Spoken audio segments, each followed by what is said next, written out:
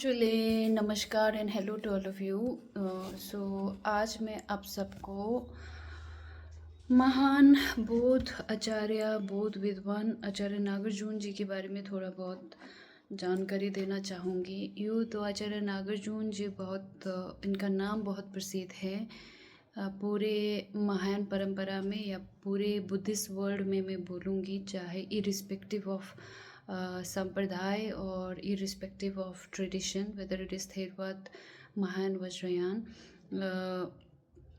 The name Nagarjuna is famous in all the tradition of Buddhism.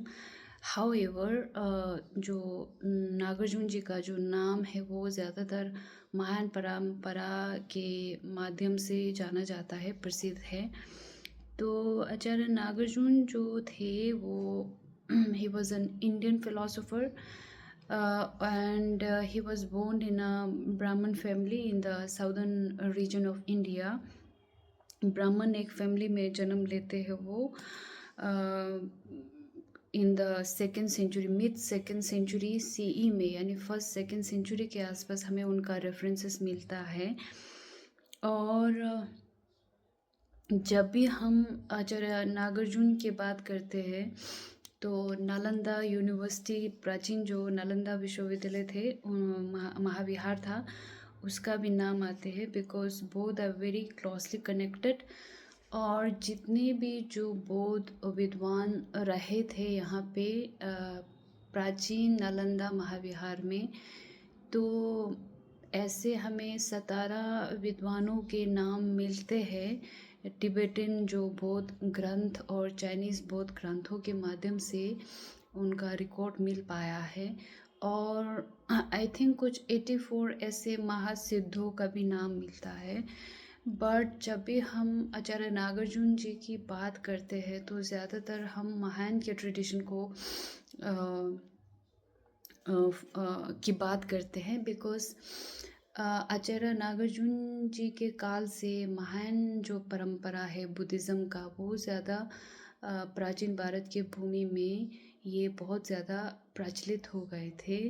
उससे पहले जब गौतम बुद्ध जीवित थे तब संघ का जब निर्माण होता है, जैसे धम्मचक्कप्रवर्तन, जब उन्होंने प्रथम जो देशना दिया था सरनाथ में पंचवर्गीय भिक्षु को, तभी से ही हम लोगों को संघ का जो निर्माण हुआ उसका हमें एक प्रमाण मिलता है।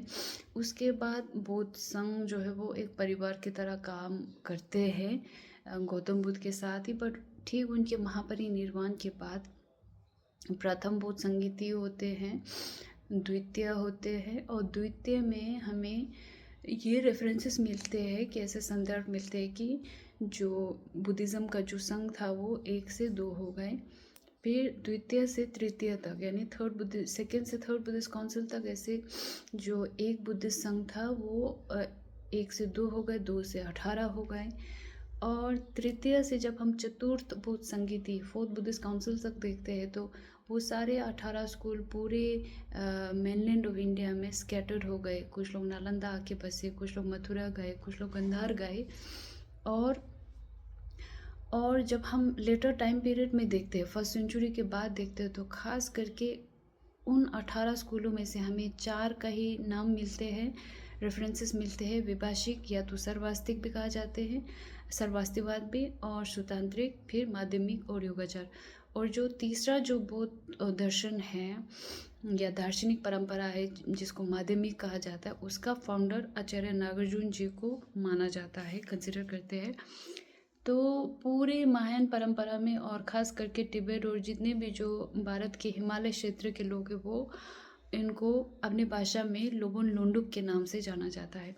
लोबन मीन्स आचार्य और लोडुप मीन्स लू मीन्स नागा को कहते हैं, तो लोडुप हो गया। तो हम लोग उनको लोबन लोंडुप के नाम से जानते हैं। और आचार्य नागार्जुन जी का जो योगदान है बुद्धिज़्म में बहुत बड़ा रोल रहा है इनका, और इन्हीं के नाम से जाना जाता है। स्पेशली नालंदा महाविहार की, प्राचीन नालंदा महाविहार की जब भी बात करते हैं तो बिना आचार्य नागार्जुन के नाम लिए ये पूरी नहीं होती, हिस्ट्री पूरी नहीं होती है। और आचार्य नागार्जुन जी ही नहीं, बहुत सारे बौद्ध विद्वान रहे हैं, जैसे आचार्य असंग, जिनको योगाचार का फाउंडर माना गया है, और वसुबंधु, फिर चंद्रकीर्ति, फिर आचार्य दीघनाक, जिनको फादर ऑफ लॉजिक भी कहा जाता है, और फिर उसके बाद शांतराक्षित, फिर Shantideva. There are so many great scholars. तो 17 ऐसे स्कॉलरों का टिबेटन बुद्धिज़्म में हमें रेफरेंसेस मिलता है। तो उनमें से आचार्य नागार्जुन जी का भी नाम है और इन्होंने बहुत बड़ा योगदान दिया है। बट जब हम इनका जीवन काल देखते हैं, तो ऐसा कहा जाता है कि 9 वैपुल्य सूत्रों में से एक सूत्र है जिसको लंका अवतार कहते हैं। उसमें ऐसा रेफरेंसेस मिलता है कि गौतम बुद्ध ने ये भविष्यवाणी की थी कि कुछ साल बाद, उनके महापरिनिर्वाण के बाद, ऐसा कोई बालक का जन्म होगा जो वन साइडेड व्यूज़, जो बीइंग, नॉन बीइंग, एग्जिस्टेंस और नॉन एग्जिस्टेंस की जो बात करते हैं, वो मत को मतलब सही रास्ते पे लाएंगे। तो ऐसा एक महापुरुष का जन्म होगा कह के मतलब ये रिकॉर्ड है लंकावतार में। तो नागार्जुन जी का जन्म यूँ तो साउथ इंडिया के एक ब्राह्मण फैमिली में होता है, बट जैसे ही उनका जन्म होता है तो उनको भविष्यवाणी करते हैं कि ये सिर्फ 7 दिन तक ही जीवित रहेगा, और यदि ये 100 ब्राह्मणों को दान देंगे तो ये 7 साल तक जीवित रहेंगे। तो उनके पेरेंट्स जो थे वो बहुत कंसर्न हो गए, तो उन्होंने अपने बच्चे को उन्होंने दान दिया। 7 दिन से उनके जो जीवन रेखा है वो 7 साल तक एक्सटेंड हो गए। उसके बाद उन्होंने क्या किया कि अपने बच्चे को पिलग्रिम के लिए भेज दिया, और जैसे पिलग्रिम के लिए भेज दिया ये सोच के कि मतलब 7 साल के बाद वो उनके माता पिता रेडी नहीं थे कि ये इसका मतलब ये मृत्यु हो जाएगा, अब ये नहीं रहेगा। तो उन्होंने क्या किया कि अपने बच्चे को पिलग्रिम भेज दिया, सो दैट कि इनको लगा कि कहीं ना कहीं ये जीवित रहे। तो उस दौरान आचार्य नागार्जुन जो है वो नालंदा आते हैं, और यहाँ पे उनका भेंट जो है वो सरहापा से होते हैं। सरहापा और राहुल बद्रा, मुझे ऐसा लगता है कि राहुल बद्रा जो हम लोग आचार्य नागार्जुन जी के गुरु कंसिडर करते हैं, वो और सरहापा शायद एक ही है। तो सरहापा से इनका भेंट होते हैं, और उसके बाद सरहापा इनको कहते हैं कि तुम ये बुद्धिस्ट मॉन्क बन जाओ, तो तुम्हारा जो जीवन रेखा है, समय जो काल है जीवन का, वो और ज़्यादा एक्सटेंड हो जाएगा। तो फिर बुद्ध अमिताभा का प्रेयर करते हैं, और उसके बाद योग में भी वो प्रैक्टिस करते हैं। तो कहीं ना कहीं उनका जो 7 साल से वो ज़्यादा मतलब उनका जीवन जो है वो और ज़्यादा एक्सटेंड हो गए, और लंबे समय तक जीने लगे वो। और इस दौरान क्या हुआ कि जैसे नालंदा आए तो वो भिक्षु बन गए थे, और उनका नाम रखा गया था भिक्षु श्रीमांता। और नालंदा में पूरे त्रिपिटक का, सूत्रों का, तंत्रों का उन्होंने अध्ययन किया अंडर द गाइडेंस ऑफ सरापा और राहुल बद्रा। और उसके बाद गुहि समझ, जो तंत्रा कहते हैं, यानी तंत्रों के जो ग्रंथ है उसमें भी उन्होंने अच्छे से अध्ययन किया। और एक टाइम ऐसा आया कि पूरे जो प्राचीन नालंदा महाविहार के वो हेड बन गए थे, वाइस चांसलर आजकल कहते हैं, वैसे बन गए थे। और उसके बाद वो बहुत नियम को अच्छे से पालन करते थे, और जो भिक्षु नियम को अच्छे से पालन नहीं करते थे उनको वो बाहर तुरंत निकाल देते थे। और एक समय ऐसा आया जब नालंदा, जब भी हम इतिहास देखते हैं, चाहे वो बुद्धिज़्म का हो या कोई भी रिलीजन का हो, प्राचीन भारत में बहुत सारे चेंजेस आए, बहुत सारे परिवर्तन आए, बहुत सारे दौर से गुजरे।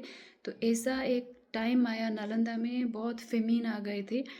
तो उस टाइम पे नागार्जुन को अल्केमिस्ट भी कहा जाता है। उनके अंदर एक ऐसा टैलेंट था कि वो लोहे को सोने में कन्वर्ट कर सकते थे। तो वो ऐसा करके फिर संघ को, जो उनके महाविहार को, सारे जो गुप्त का जो राजाएं थे, वंश था, हर्षवर्धन का था, पाल का था, उन्होंने बहुत बड़ा योगदान दिया था। तो बहुत सारे गांव ऐसे थे जो फंड्स देते थे इन महाविहारों को चलाने के लिए। बट एक ऐसा टाइम था जब मुश्किल हो गए थे इनका संघ को चलाना, महाविहार को। तो उन्होंने उस दौरान लोहे को सोने में कन्वर्ट करके इस तरह से चलाया था उन्होंने। अब आचार्य नागार्जुन जी जब एक समय जब वो टीचिंग्स दे रहे थे, तो 2 ऐसे लोग आ गए थे जो मनुष्य नहीं था, वो लोग नागा थे, सर्पेंट था। तो उनके अंदर से खुशबू आ रहे थे, तो नागार्जुन क्या करते हैं कि वो पहचान जाते हैं, ये तो आम इंसान नहीं है, ये तो नागा है। तो उनको वो बुला के पूछताछ करते हैं, तो कहते हैं कि हम लोग नागालोक से हैं, आप नागालोक आइए। उनको एक आमंत्रण भी देते हैं, इनविटेशन भी देते हैं। फिर नागार्जुन को उस टाइम पे ये था कि वो एक तारा का स्टेचू महाविहार में इंस्टॉल करना चाहते थे, तो इसलिए सैंडलवुड की आवश्यकता थी। तो वो जो रिक्वेस्ट है उसको स्वीकार करते और नागालोक में चले जाते। जैसे हम लोग महाभारत में भीम को देखते हैं, भीम दुर्योधन ने पॉइजन दे के फिर वो बेचते हैं, तो वो पानी में चला जाते, पानी में फेंक देते हैं, तो वो नागालोक में चले जाते। तो वैसा है कुछ यहाँ पे भी समझ लीजिए, नागार्जुन जो है वो नागालोक में चले जाते हैं, क्योंकि नागार्जुन को ये भी पता था कि गौतम बुद्ध ने जो आप गृतकुट में जो टीचिंग्स दिया था प्रज्ञापारमिता का, उसका एक वर्जन नागालोक में है। एक तो भगवानों के पास है, मतलब गॉड्स के पास है, और एक यक्षों के पास है। तो नागार्जुन को ये पता था और नागार्जुन ने उसे एक रिक्वेस्ट को एक्सेप्ट करके नागलोक में चले गए। और एक चीज़ यहाँ पे ये भी कहना चाहूँगी कि थेरवा ट्रेडिशन लोग जो है वो एक ही धम्मचक्र प्रवर्तन को मानते हैं। First sermon turning of wheel Sarnath में जो हुआ था, पंचवर्गीय भिक्षु के साथ संघ का निर्माण हुआ था। महायानी लोग कहते हैं कि उसी दौरान गौतम बुद्ध का जो त्रिकाया है उसमें से एक काया गृतकुट में टीचिंग्स दे रहे थे, तीसरा जो है वो आंध्र प्रदेश के कई रीजन में तंत्रों का टीचिंग्स दे रहे थे। तो वो जो प्रज्ञापारमिता गृतकुट में जो दिया वो अब लाने जा रहे थे नागार्जुन नागालोक में। अब नागालोक में गए, उन्होंने सत्य सहस्त्र का प्रज्ञापारमिता को लाया, और नागों ने क्या किया कि उनका जो 2 चैप्टर है रख दिया, उनको नहीं दिया, ये सोच के कि वो लोग चाहते थे कि नागार्जुन दोबारा उनके नागालोक में आए, उनका टीचिंग्स दे। तो ऐसे उन्होंने प्रज्ञापारमिता का सूत्र है वो नागालोक से लाया, और उसके बाद क्या किया कि नागार्जुन जो है वो उन्होंने वो जो तारा का जो स्टेचू है टेम्पल कंस्ट्रक्ट करके नालंदा में, फिर वो नॉर्दर्न इंडिया की ओर चले गए। तो वहाँ पे एक बच्चे को देखा, वो खेलता कूदता देखा, तो उनको बोला कि ये तो एक राजा बनेगा। नागार्जुन ने भविष्यवाणी की थी। तो जैसे ही आप नागार्जुन अपना दौरा कंप्लीट करके आ रहे थे, तो सच में देखा कि वो बच्चा जो है वो मतलब राजा बन गए हैं। तो उस दौरान क्या था कि नागार्जुन जो है वो 3 साल बिताते हैं श्री पर्वत में, नागार्जुन कोंडा जाते हैं, वहाँ 3 साल बिताते हैं, वहाँ रत्नावली भी लिखते हैं। और वहाँ पे फिर ये जो राजा है वो उसका नाम है उदयभद्र, जो सातवाहन का भी एक राजा के साथ हिस्टोरिकली मेल खाता है। तो उस राजा और ये जो क्या बोलते हैं, नागार्जुन बहुत बड़ा दोस्त था। तो उनको एक लेटर लिखते हैं, लेटर टू फ्रेंड, जो सुहरलेख के नाम से जाना जाता है। तो ये जो राजा थे वो बुद्धिज़्म के पैट्रन थे, बुद्धिज़्म को सपोर्ट करते थे। तो उसी दौरान ये और ऐसे अमरावती का जो स्तूपा था उसका पैट्रन रहा है, तो वहीं जगह पे गौतम बुद्ध ने कालचक्र का टीचिंग्स भी दिया था। तो ये जो राजा है उनका एक राजकुमार था जिसका नाम है कुमार शक्तिमान। तो उनके अंदर ये लालसा थी कि वो राजगद्दी को हासिल करना चाहते थे, पर उनके पिता का निधन ही नहीं हो रहे थे। तो अब इसलिए नहीं हो रहे थे क्योंकि वो राजा नागार्जुन के साथ आत्मा के लेवल्स पे जुड़े हुए थे। तो जब तक नागार्जुन का मृत्यु नहीं होता तब तक उस राजा का नहीं होगा। तो उनके जो माताजी जो थे वो जानते थे इसको, तो उनके बच्चे को ये सब समझा के फिर नागार्जुन के पास भेज देते हैं कि उनके पिताजी जो थे वो तो ये चीज़ नहीं एक्सेप्ट करेंगे, वो तो नहीं मरना चाहेंगे, पर ये जो बोधिसत्व है आचार्य नागार्जुन जी है वो तो बहुत दयालु इंसान है, वो मान जाएंगे। तो उसके माताजी जो है वो अपने पुत्र को नागार्जुन के पास भेज देते हैं, ये सोचकर कि ये जो रिक्वेस्ट है वो मना नहीं करेंगे। क्योंकि वो माताजी भी चाह रहे थे कि उनका बेटा राजा बने। तो कुमार जो थे उन्होंने बहुत कोशिश किया नागार्जुन को मारने का, बट वो फेल हो गए थे, मतलब नहीं मार पाए थे। तो नागार्जुन कहते हैं कि तुम एक कुशाग्रास को लेके आओ, तो उसी से होगा। तो क्योंकि नागार्जुन ने भी पिछले जन्म में कुछ वो ऐसे अनहोलसम एक्शन किया था, एक कीड़े को मारा था शायद, उसी का रिजल्ट ये इस रूप में मिल रहा है उनको। तो जैसे कुशाग्रास के साथ उनका गला काटने का प्रयास किया तो वो कट गए और यहाँ से खून बहने लगे। तो खून जो है वो दूध में कन्वर्ट हो गए। तो नागार्जुन खुश थे कि अब तो मैं सुखावती प्योरलैंड में जाऊंगा। तो कुमार ने क्या किया, राजकुमार ने नागार्जुन के सर और उनके जो शरीर है उसको बिल्कुल अलग अलग दिशाओं में फेंक दिया। और ऐसा माना जाता है जैसे महाभारत में जरासंध का करते हैं भीम, तो वैसे ही यहाँ पे भी नागार्जुन का जो हेड और बॉडी है अलग अलग दिशा में फेंकते हैं सो दैट ये नज़दीक ना आए। जैसे ही आप नज़दीक आएंगे तो ऐसा मानते हैं कि नागार्जुन जो है वो दोबारा संसार में आएंगे। तो this are narrative set by Buddhist people. So ऐसे ही उनका एक जीवन काल जो रहा है, बट इस दौरान उन्होंने बुद्धिज़्म के लिए बहुत बड़ा योगदान दिया। बहुत सारे ग्रंथ लिखे, जैसे सबसे जो प्रसिद्ध ग्रंथ है वो मूल माध्यमिक कारिका है, जो ग्रंथ है वो फाउंडेशन कंसिडर करते हैं माध्यमिक स्कूल का। इस ग्रंथ में ये है कि अब फर्स्ट सेंचुरी सी से 5th सेंचुरी सी तक ऐसे बहुत सारे बुद्धिज़्म के भीतर, बुद्धिज़्म के बाहर ऐसे इतने सारे दर्शन थे, मत थे, डॉक्ट्रिन थे। तो सब लोग अस्तित्व की बात करते थे, नित्य की बात करते थे, अनित्य की बात करते थे, शाश्वत, ये सारी चीज़ें, संसार सचमुच में है या नहीं है, ये शरीर और मन सचमुच में है कि नहीं, आत्मा है कि नहीं, इन सारे थ्योरीज में उलझे हुए थे। तो नागार्जुन ने इस ग्रंथ के माध्यम से गौतम बुद्ध का जो प्रतीत्य समुत्पाद टीचिंग्स है, जो 4 आर्य सत्य में आते हैं, मध्यमा मार्ग, उसी को एक शून्यता के माध्यम से प्रेजेंट किया, लोगों के सामने रखा और सबको ये जो एग्जिस्टेंस और नॉन एग्जिस्टेंस की बात करते हैं, संसार है, संसार नहीं है, इस मतों से बाहर निकालने का प्रयास किया। और उन्होंने बोला कि जब भी हम ये सोचेंगे कि संसार है तब भी हम गलत हो जाते हैं। जब हम बोलेंगे, ये सिद्ध करने में लग जाएंगे कि संसार अनित्य है, वो भी गलत है। दोनों मत रखने वाले भी गलत है, या बिल्कुल मत नहीं रखते हैं वो भी गलत है। तो ये जो चतुष्कोटि, जो 4 व्यू में जो लोग उलझे हुए थे बुद्धिज़्म के भीतर, सुतांत्रिक थे, वैभाषिक थे, सर्वास्तिवाद थे, ये सारे स्कूल्स, और बुद्धिज़्म के बाहर भी बहुत सारे ऐसे स्कूल थे। तो उन सब को बाहर लाने के लिए उन्होंने शून्यता का थ्योरी प्लॉट किया और उनके माध्यम से फिर लोगों को जो सही मार्ग है उसको दिखाने का प्रयास किया। कि जब उन्होंने शून्यता बोला तो तीर की तरह वो निशाना वहाँ लग गए थे कि सब कुछ शून्य है।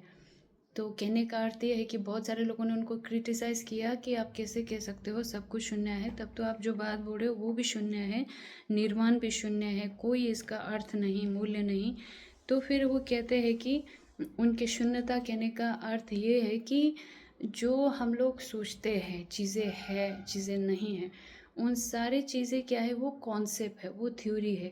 हम लोगों को इन सारी चीज़ों से ऊपर उठ के ज्ञान के माध्यम से, मेडिटेशन के माध्यम से हमें ये अनुभव करना है कि आत्मा एक्चुअल में है या नहीं, संसार है या नहीं।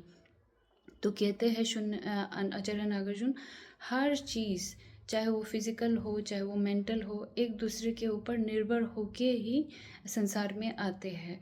तो कोई भी चीज़ खोलते जाएंगे, जैसे मैं हूँ, मैं खोलते जाऊँगी, मैं कहीं नहीं मिलेंगे, तो वैसे ही हर चीज़ ऐसे ही है। तो कोई भी चीज़ को हम लोग सिद्ध, कोई भी बिंदु को हम लोग सिद्ध नहीं कर सकते, क्योंकि वो बिंदु खुद में ही परिवर्तनशील है।